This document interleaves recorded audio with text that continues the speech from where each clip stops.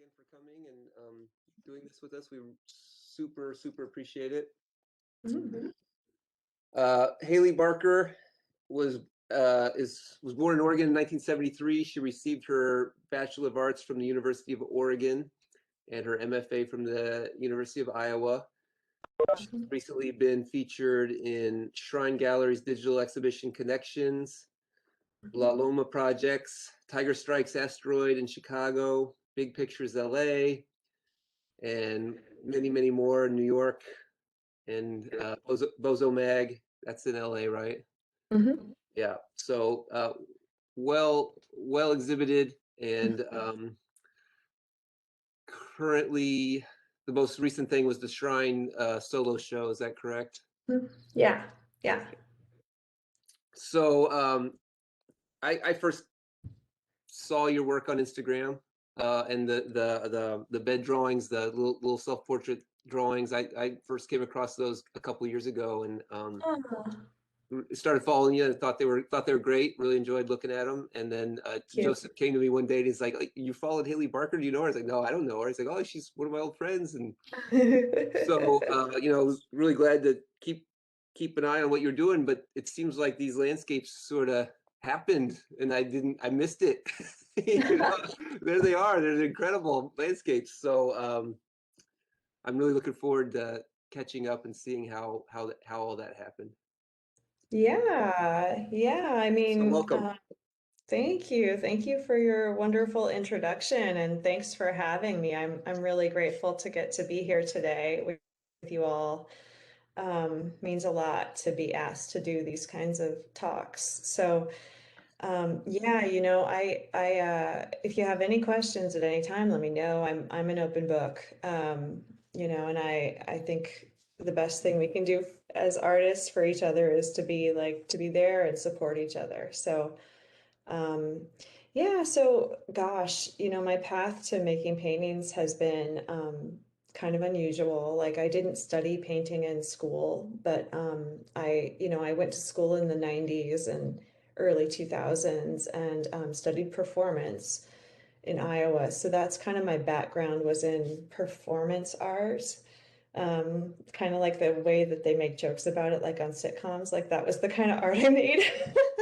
And I'm happy to have had that experience. Kind of secretly, I was always though drawing and making paintings, and it was just kind of something I did for myself, like yeah, really ever since I was a little kid.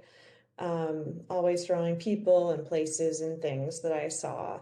Um, and then I think when I got to Portland after grad school, I started showing those publicly more and started showing them with galleries. I was doing drawings of dolls and then sort of animals and then sort of fantastic creatures. And then I started doing landscapes.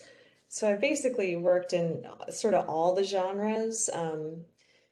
Since moving to LA 5 years ago, I've done sort of abstract portraits, and then that moved back into landscape and landscape with figures. So I can show you a few of those. I've been showing with some galleries here in LA, particularly Bozo Mag, which is an artist-run gallery. I've been showing with them, gosh, ever since they started here, so for about almost 5 years. And I love them. I love the community around them, so I continue to work with them.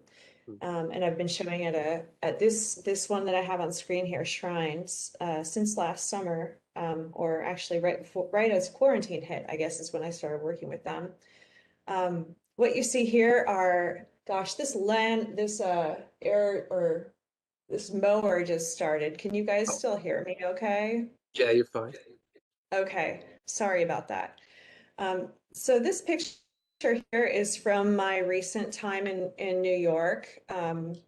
When I found out I was going to have a solo exhibition in New York, I decided to take some time and go there and spend some time actually meeting people and connecting as much as is possible during COVID. I decided to get a studio there for a couple of months and make some paintings. And so these are some of the ones I made, and I'll just show you these quickly. Um, they're about 100 inches tall by about 82 inches. Um, This one's based on, I'm gonna move to my other room so that the mower isn't bothering us. Hope Oh, that's not too unprofessional.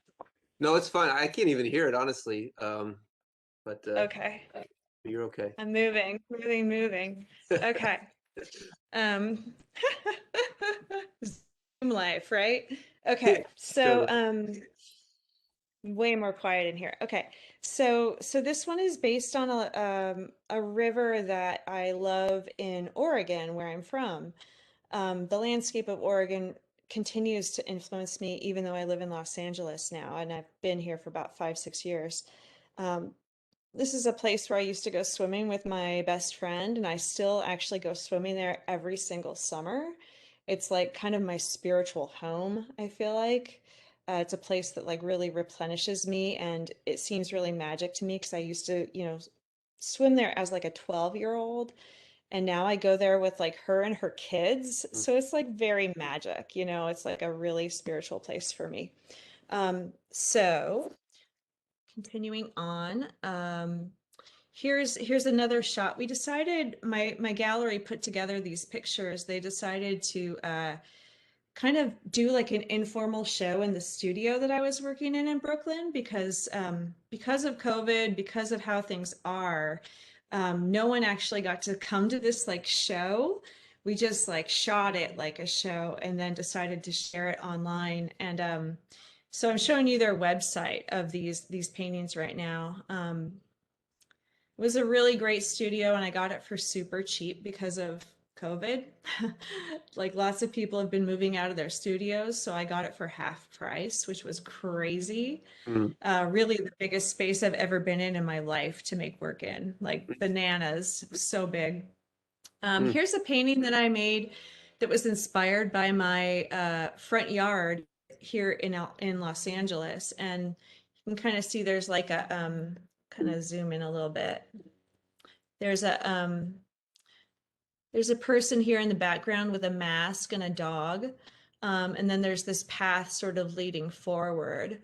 Um, and that's kind of a landscape that to me it's kind of like a passage between the private and the public spheres.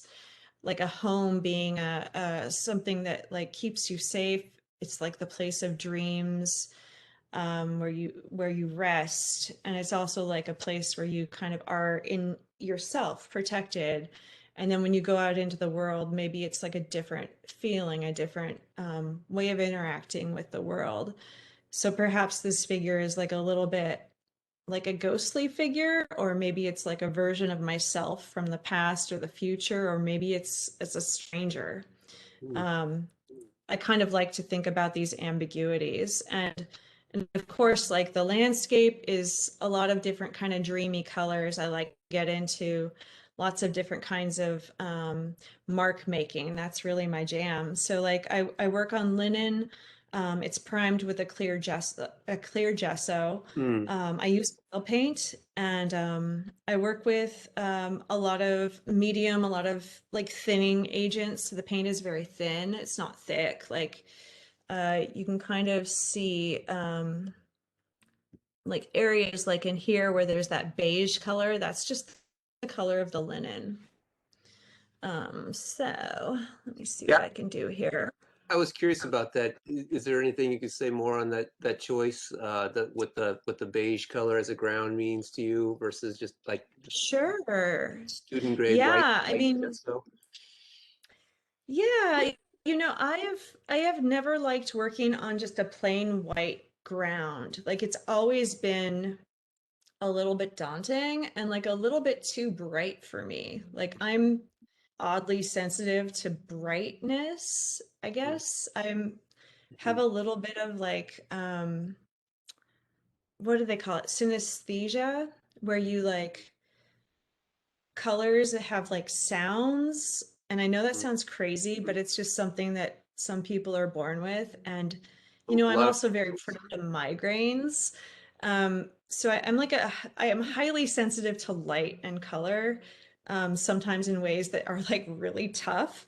Um, so I think really the choice to work with like a raw linen color raw linen being like a beige brown, it's like it's easier on my Mm, eyes. And it also kind of calls back to this like nostalgic effect that old paintings have. Like if you look at, say, an old like mm, Michelangelo or something, where there's like the raw linen or the raw canvas of an unfinished painting. I love like unfinished paintings. Those have always been some of my favorite things to look at in museums, mhm. where it's like not quite done, or like a Sargent painting where there's like brush marks leading off into nothing. Yeah. Um, that's appealing to me. I mean, gosh, I could talk about forever. Oh, yeah. Hear that. I hear that for sure. Here's, yeah, here's some roses I painted. They were inspired, a lot of these paintings I made while I was in New York most recently were inspired by just things I saw in the neighborhood. And I was staying in a house on Lorimer Street, which also happens to be like a subway stop. Mm, So people kind of know what Lorimer Street is in Brooklyn. So this is called Lorimer Street Rose, mm, New Moon. Um, like a lot of people, I like astrology. I've been into it forever, and like tarot cards and witch stuff. Like I've been in a coven. Like mm, that's kind of also a big part of my natural sort of stuff that I'm into. I love the seasons and seasonal time, and paying homage to nature. So just thinking about the qualities of a rose and how it's like your oh, hi, I see clapping, yay. um I, how roses can be like spirits that you interact with, that they have like a beingness and a consciousness and like a character. They become your friend. Like this rose I saw every day when I was on my way to the studio, and I was like, oh man, like I love this rose. Like every day I see it, and it's just so vibrant and life-giving.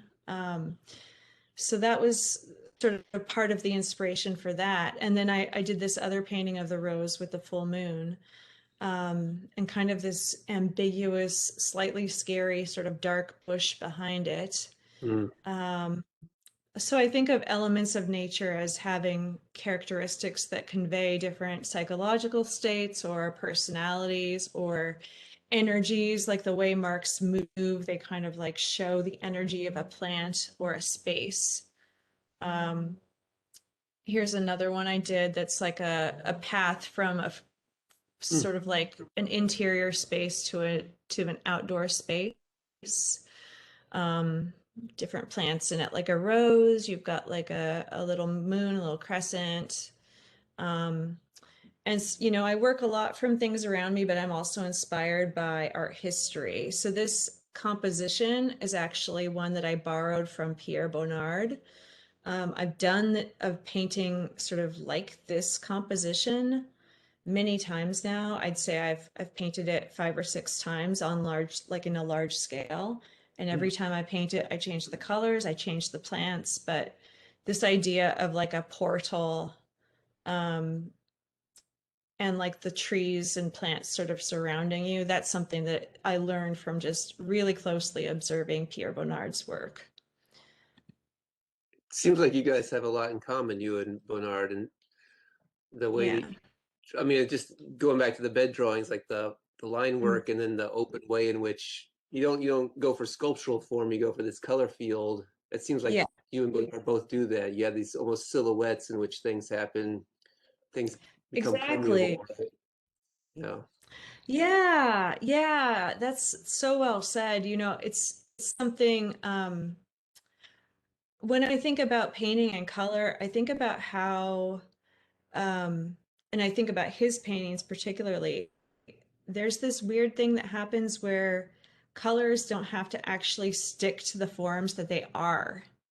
I Mhm. don't know if that makes sense, but um, like in this painting, this is a picture of my backyard where I was living in Brooklyn, most recently. I mean, I feel like colors can travel. They don't have to be contained, I guess is another way to say it. And so it is sort of like a color field. Like this space in here is somewhat ambiguous, and it Mhm. kind of spreads this golden space. But it's also, if you look at it, it has a texture to it. It's like fallen leaves. This glass table has a kind of directional energy to it. Mm. Um, and then this tree here has a kind of upward energy.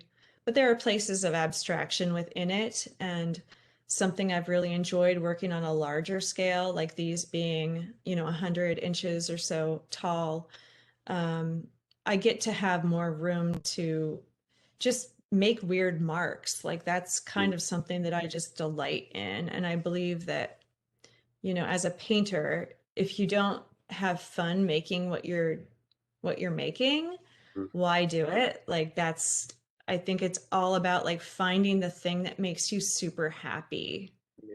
and that you want to come back to. Um, I can keep talking. Let me show you actually. I'll show you just a couple more pictures from my actual physical exhibition at Shrine in New York. Um, do. So this is the show I had back around Carrie, Halloween. you recognize that painting? Yeah? Carrie Manning just made a study of this painting as well. So Yay. I mean, I think like making studies of other painters' works is a joy and it's a way to learn. And I believe in it and I support it. And I don't believe in ownership in that way. Like, I think we all can interpret other artists' works in whatever ways we want to. And that's just ways we have conversations as artists. It's ways we like really create culture with each other. Um, so yeah, here's a good old Matisse, but my own version. I did a lot of like stolen images in this show, and I can show them to you a bit briefly. Let me see. How am I doing on time? let's see, we're good. I mean, you know, we can let it go. We can ask you questions. Don't feel like you need to talk to fill space. Well, I have tons of questions for you. So, Okay, cool. but I'm yeah, happy I'd like to see to some more of these references to historical paintings for sure. yeah, there's a couple more I'll show you. This one is not based on historical. This is based on some flowers I used to walk by, some roses I used to walk by on my daily walks. I really like just using the plants around me and like getting to know them. Would that come from memory, or do you do it? Do you do the Bonnard thumbnail sketch or a I photo, do or sketches. I take photos. I work with everything I can. I feel like nothing's off limits, So lots of photos, lots of drawings, lots of sketches, lots of color studies. mm, But ultimately, the colors I use in the paintings are very much intuitive. So I just kind of make it up as I go along. mm, Um, Here's one that's a study of a Odilon Redon mm. painting, who's I'm probably saying his name wrong, and someday someone will correct me. Um, but That's the his American is pronunciation. right. Ugh, my education. But yeah, this one, his print is maybe like tiny, but this one is about 9.5 feet tall. It's kind of like an entryway, like a portal into this kind of private space. And I considered this figure, I made it way more sort of gender fluid than his character is that's in this painting. And I called it mourning after, this was happening around the George Floyd Mm, protest and also around the beginning of the pandemic. And I just felt like there was a lot of sadness and grieving that needed to happen or was happening. This is a part of a Gauguin that I stole and took a lot of people out of and did some use to. I made it very small though. It's a very small painting, like 12 inches or something. Um, I this thought one there is was something my, there, but what's that? I thought there was something there, but I couldn't place it. Oh, that's great. Yeah, I'll do just like a couple more. This one was the first painting of my front yard in LA. Um, you can see my feet down here. Mm.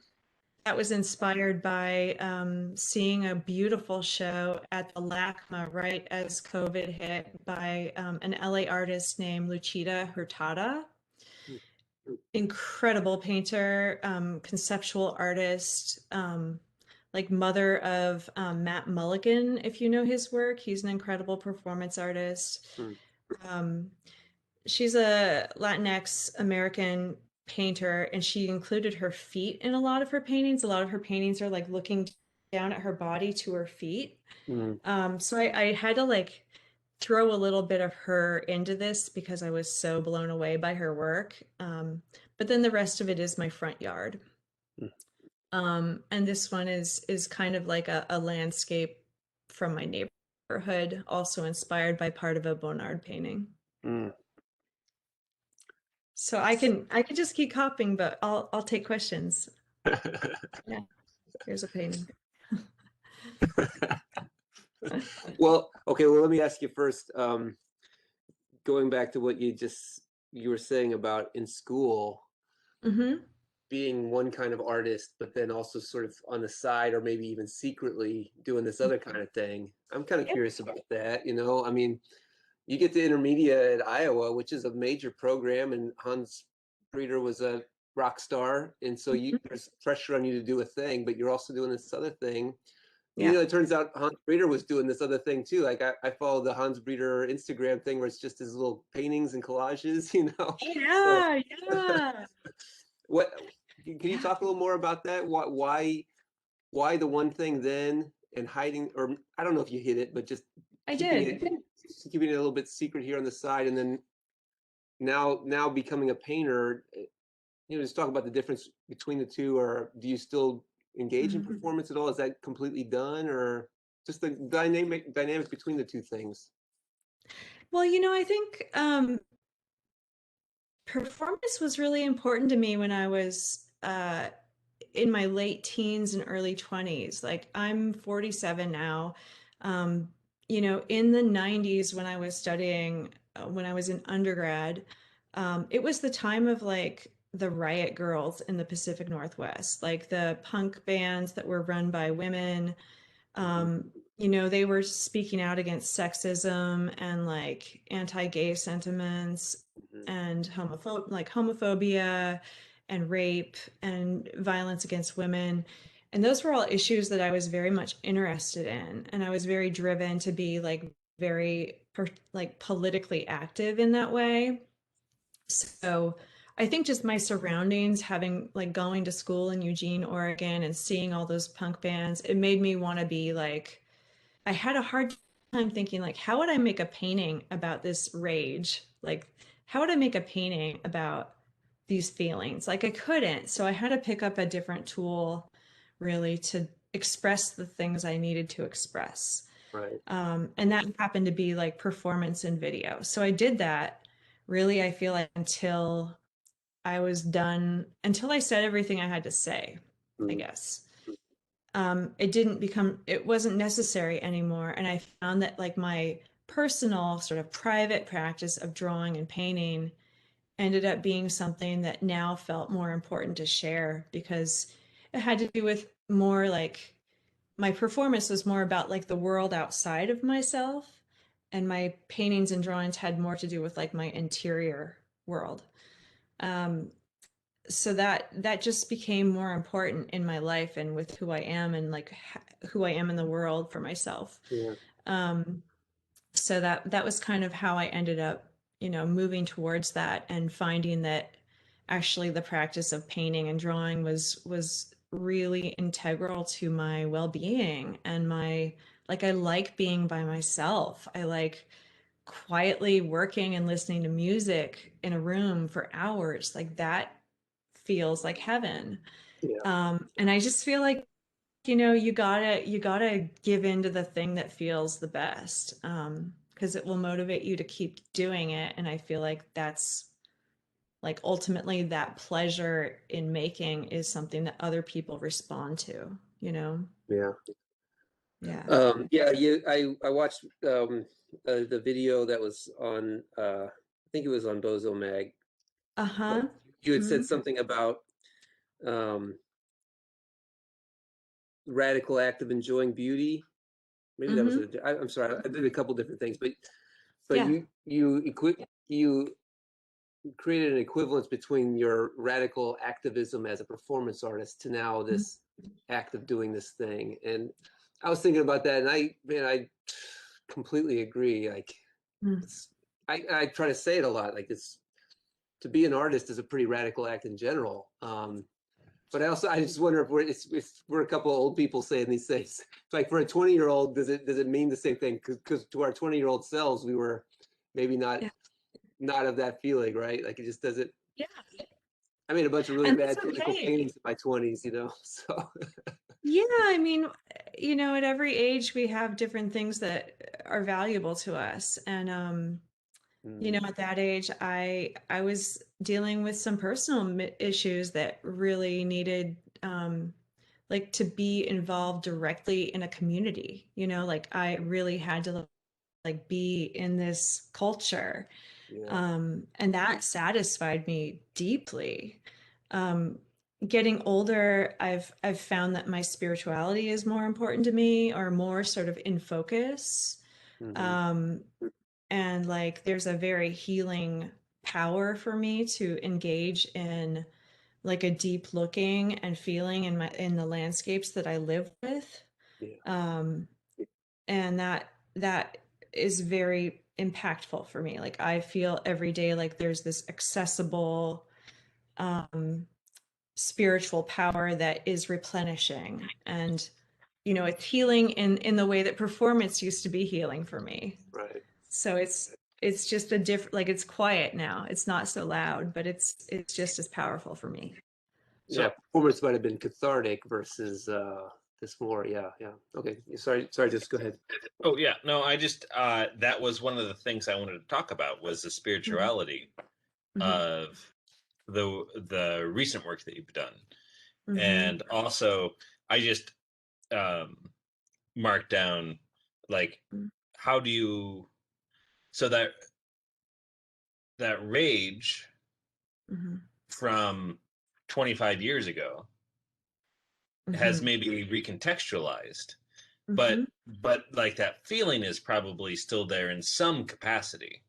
And so Sure. I was wondering if you could speak to how, when you make things, how that rage isn't so aggressive as much as it is transformative. Because that's what Ah. I like. I think that's a really important aspect of the quiet talk of change. Oof. Yeah. I mean, that's such a great question. How do I even begin? The rage will always be there because frankly, you want me to be frank? I'll be frank. Please, Um, please do. you know, I'm a feminist. I live in a patriarchal world. I live in a world that is utterly unjust. Like the culture, the society we live in diminishes those who are not valued. And it's every day I'm angry about it. I'm a white woman who's fucking angry about racism and sexism and homophobia and violence against the earth. Like I'm gonna be mad every day. Period. How do I deal with that?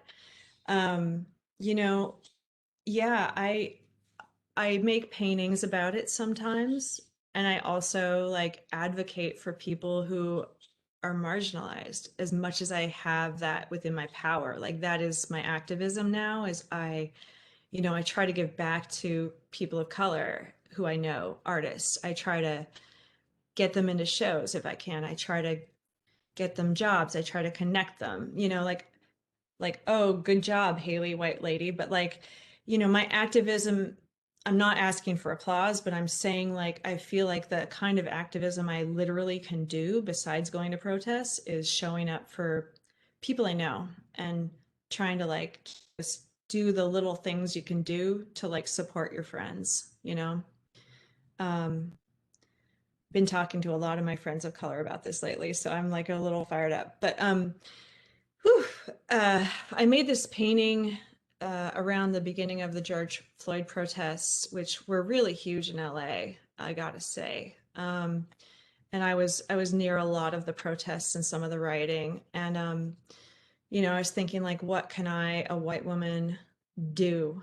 Um, and part of that is like, accepting my accepting who, the kind of power that I am innately born with, as a white woman, accepting that and acknowledging that, but also expressing the sadness and anger and rage. And I tried to make this portrait that was based on a German painter's portrait of his girlfriend, but I made it look a little more like me in a bathrobe and looking angry.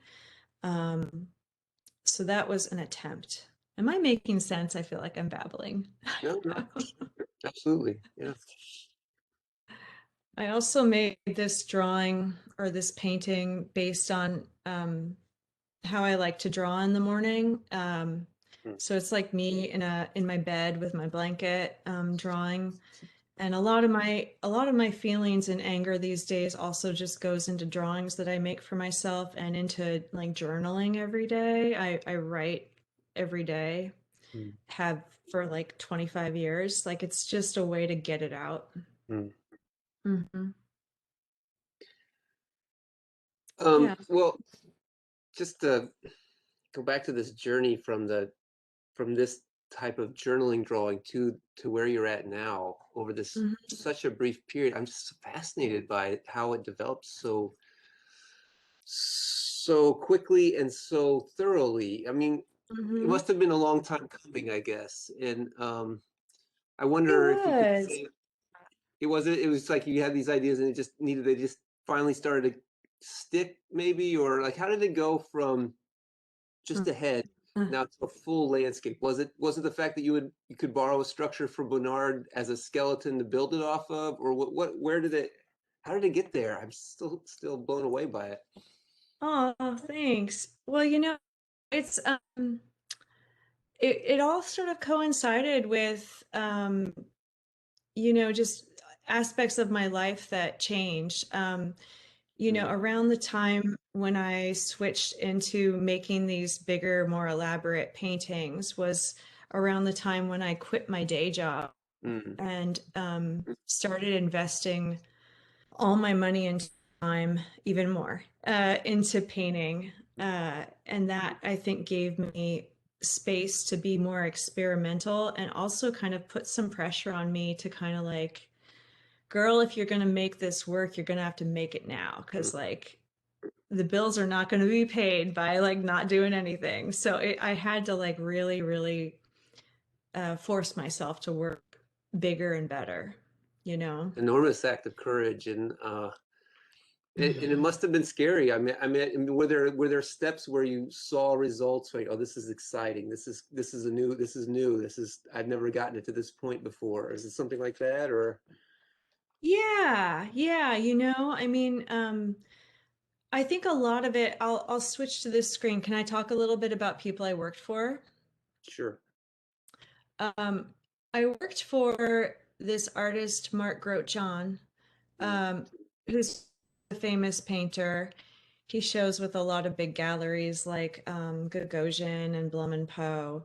And he's an incredible artist and someone who I really respect. And you know, I worked for him as his office manager for about 3 years once I got to LA. To back up a little bit, I learned how to do bookkeeping back when I was in Portland, and that was a job that helped me like have a stable income while I was transitioning into trying to be more of a full-time artist. Because everybody always needs a bookkeeper. That's like a job that will always be there. No one wants to do that job, except I happen to like spreadsheets and numbers. So it happened to be like a good thing for me. I'm pretty good at math. oh, Um, yeah, it's just like a weird thing. So yeah, I worked for Mark for several years. I learned a lot about business from him, and I also learned about how to be like um, how to take chances and how to invest in yourself, mm, Like I had always kind of worked with like whatever I had. I was very scrappy. But I learned some things from him. Like if you have the money to buy some really nice stretchers, invest in them. Mm. Yeah, you're not gonna have money to like mess around or go to bars or go to restaurants or buy new clothes, but you're gonna have a really nice canvas. Mhm. And it's gonna make you want to make the best like stinking painting you've ever made. That So makes that's like that something I makes learned from him, and I feel like that elevated sort of like my ideals of like what I want my art to be. Um, see that because I and that literally sprang to mind, like the notebook drawing to now a large linen painting. That's just Mhm. it's a big it makes a lot of sense. Thank you for saying that. Yeah. Yeah, I also, once I quit my day job with him, I also worked with this painter, Celeste Dupuis Spencer. Um, she's a trans artist. She or they is what they go by, but I worked for her doing some painting in her studio and also some here's a painting she did. Sort of a self-portrait. I did a lot of like office manager type tasks for her, like answering emails and like working with galleries. Um, she shows here in LA and in New York and in like Europe and stuff. Hmm. So like doing odd jobs for other artists was kind of a way for me to like step into having a more full-time job. And it also allowed me to see how other people work. That was very key for me in sort of bridging the gap from like making sort of more humble, small works to like making ambitious, sort of big gallery show type works. Mhm. Being in her space, in her studio space, being in Mark's studio space, seeing the amount of dedication and the way these folks worked. Like they treat their painting like a 9 to 5 job. They show up, they're ready to work, they work all day, and then they go home and do it again. And that was something I had never seen before. And it was something that taught me how to be like a professional full-time artist. Right, right. Yeah. Hmm. I Yeah. want to invite anyone to ask questions. You could ask them in the chat, or you can unmute yourself and ask a question. Please feel free. I have tons, but I always end up dominating. So please Bring it, ask okay. ask away. Hmm. Well, Haley, I have another question while Yeah. people are thinking about it, and it's not something you've really discussed at this moment, but you did a book, right? Like you Yeah. did a book, and I I've looked at it, did. and vintage self-help, is that correct? Yeah. And so you had an edition of 100, and then it got a second edition. Hmm. So can you speak a little bit to what that book was and like what Yeah. you did and how that, if at all, relates to the painting that you've done? Oh my gosh. Yeah. That book was the labor of love. That book was a collection of short, sort of like prose poetry essays that I wrote over the course of about 10 years. And it was something I kind of was just doing for myself because I've always enjoyed writing, like I mentioned. When I got to LA, I ended up becoming friends with a woman who's a great poet. Her name is Katie Ford, and she teaches down here at a college. She's a poetry chair. I met with Katie and told her about my idea for this collection of essays, and she decided that she offered to edit it for me. And that was again like collaborating, working with other artists is like where the power is. She really helped me take it seriously and be like, oh, this isn't just something I am doing like privately, that these essays could actually be something for other people. Um, and the essays, they happen to talk about things like health issues I had, like I had cancer at one point. They talk about sexual assault, which is an experience I've been through. They talk about different modalities of healing, like acupuncture and like hospitals and like shaman work and like working with nature. It's kind of about this like healing journey that I was on. And I think a lot of those issues relate to the subjects and the ways I've worked in my art through performance up into what I'm working on now, which is a more kind of spiritual practice kind of work, or more about nature and people in nature and how we understand space and one another. So that book ended up being, I collaborated with Katie to edit it, and then my gallery in Portland helped hook me up with a graphic designer and a printer. And we ended up doing the first edition together just as a labor of love. And then that sold out real fast. So we did a second edition and did a redesign. And I love it so much. I'm so happy that that book got to happen. Is it still available? It's not, it's sold out, but I would love to do a new edition and like perhaps add a couple essays. Yeah, yeah. It's been something I share through networks. It's not it's like something I've shared. There's a place down here called the Women's Center for Creative Work. That's a great sort of group that you can join it even online if you want to. They have like a wonderful newsletter and online classes. It's a women's activist center, like intersectional feminist activist center. And they were very supportive in helping like disseminate, is that the word? That's such a school word. Helping me like share the book with people and like get it to people who might want to read about that stuff. It's not like a happy book, you know, it's kind of like serious. Yeah. Yeah. Who has question?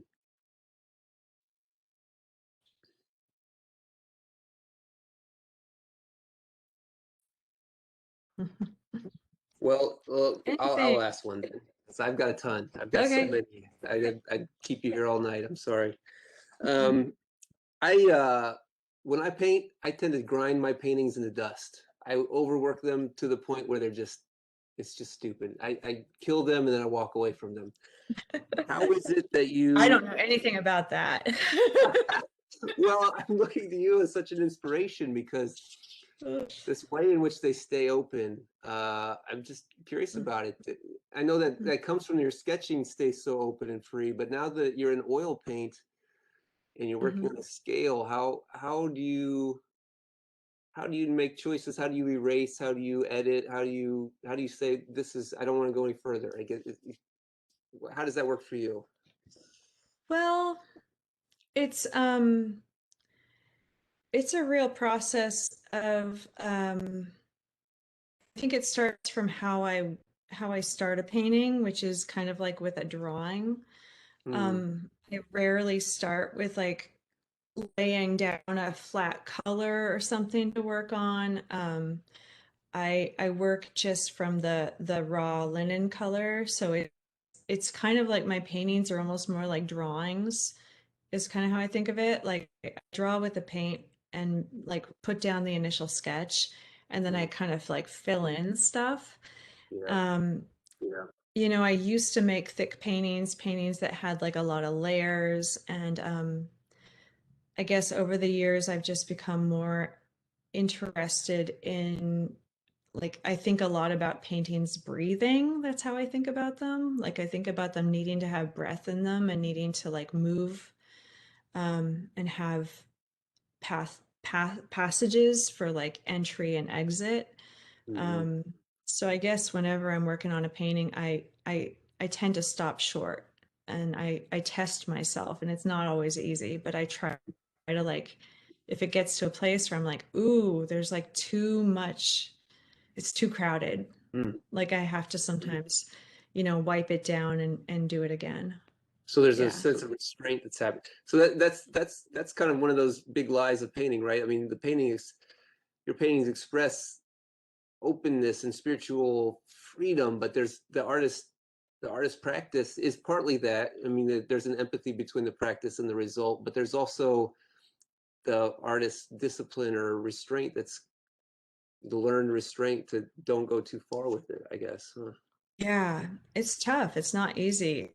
You know, I feel like it's every painting is a test. And you know, when I leave the studio after a session of painting, I'll be thinking about what I just did, and sometimes I'll have to just go back and wipe down everything. That happens a whole lot. Yeah. There are many, many days where hours go by of painting and then I wipe it all down because it just didn't work.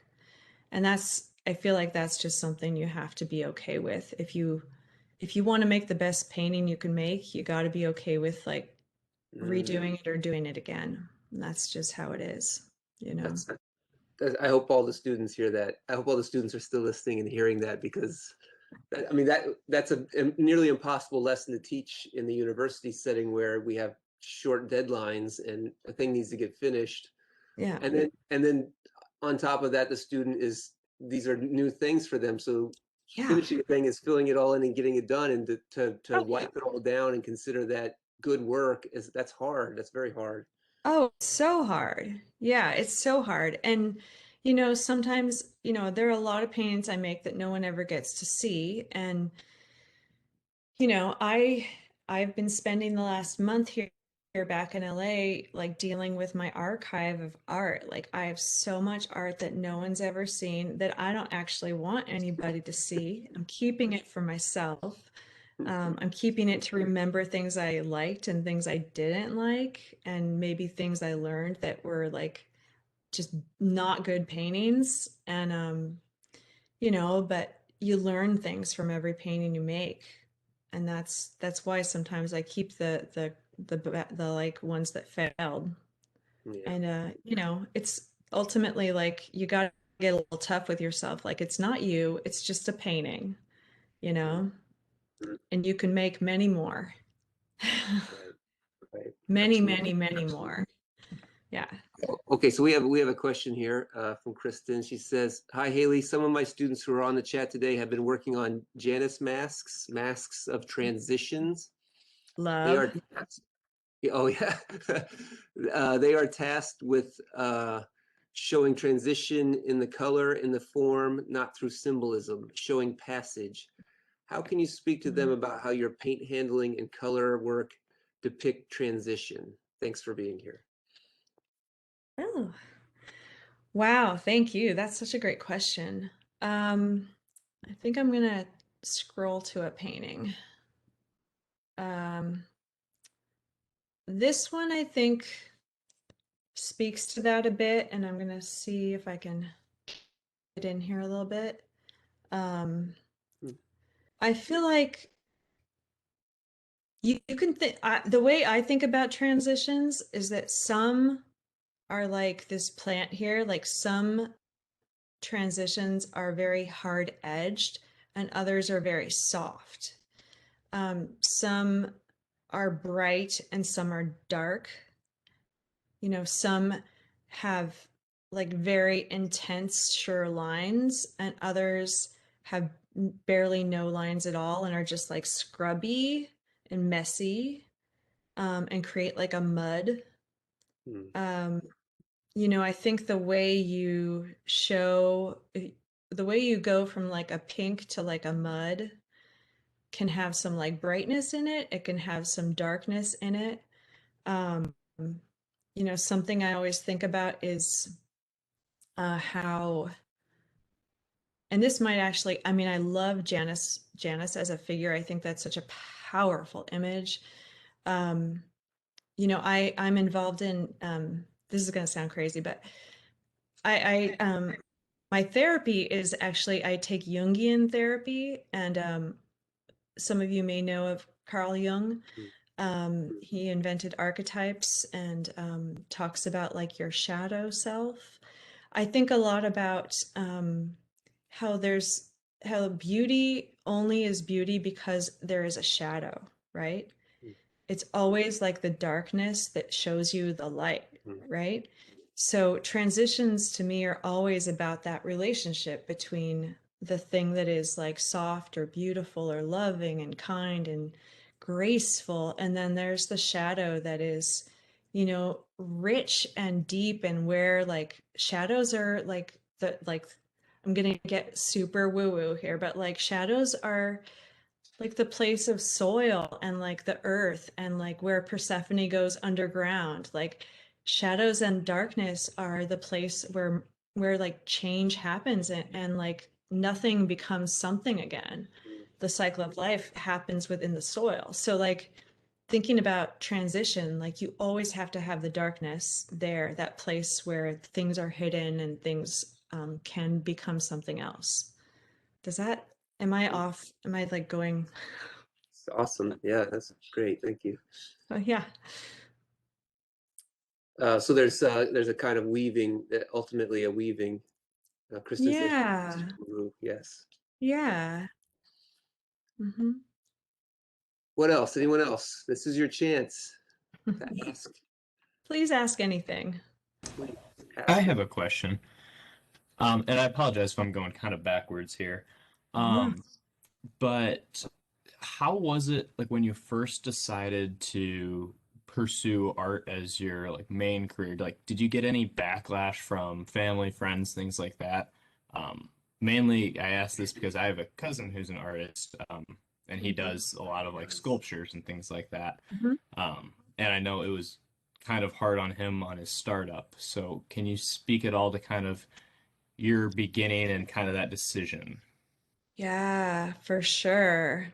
I'm gonna put up a different picture here. Here are some prints I did, by the way. Yeah, it's always been the hardest thing. And choosing to be an artist is honestly, it's a marriage. Like to want to be an artist is, it's got to be like your number one. It's got to be like the thing you come back to. And that relationship, the relationship you have with your own making, whatever form it takes, you have to like honor it and know that that relationship is like what you give to it, it gives back to you. And that's important because when you have people doubting you and rejecting you, oh my God, so much rejection, right? Like Mhm. years of people saying, no, you're not invited to this, you can't show in that, no, thank you, we don't need your art, decades of this, right? No joke. Mm. And then people in your family are going to be like, how are you going to retire? Like, are you ever going to be able to buy a house? Like, all these things. Committing to art, especially something like painting and not like a graphic or commercial kind of art world, Mhm. you're gonna live a kind of non-traditional life. You just kind of got to get down with that, and you got to know that you're going to have to do whatever it takes to make it happen. And that means, I've had every kind of job. Mhm. I've worked in retail, I've waitressed, I've worked in offices, I've worked in bookstores. I have done everything. I've picked up garbage, I have done everything. And, my family, they're supportive, but I know they fear for me because this is a risky job. And ultimately, I think it's really, who's still there when you're in your 40s, coming into your 50s, are the people that just keep coming back. Like failure doesn't have to mean anything, failure, whatever that is. You make the art because you love it. That's got to be the thing. And you've got to just show your family and friends like, yeah, I know it's a risk, but like this is important. This is how I communicate with the world. Good question. Thank you Yeah. so much. Find your people. Like that's the way. Find the people that are crazy just like you. That was a beautiful answer. I think that was great. Thank you. Who else? Anybody? We have a few more minutes with Hayley here. I think you actually answered every question I had on my little list. Cool. Well, okay, well maybe one more. All right, back to that video I heard you were talking about. It's not an exact quote, but something like you had gratitude for the history of painting. That I think is the nearly exact quote. You had gratitude for the history of painting. Oh But my gosh, but then yeah. you asked about what it meant for you to be a woman Mm, painting today. And yeah. you sort of talked about that, but I just think that might be a good way to end. Any other thoughts on how, this history was so dominated by men Yeah. for the most part, but now today, what's it mean to be a painter with that foundation? Well, I'm utterly grateful for the history of painting and all the things that it has offered the world.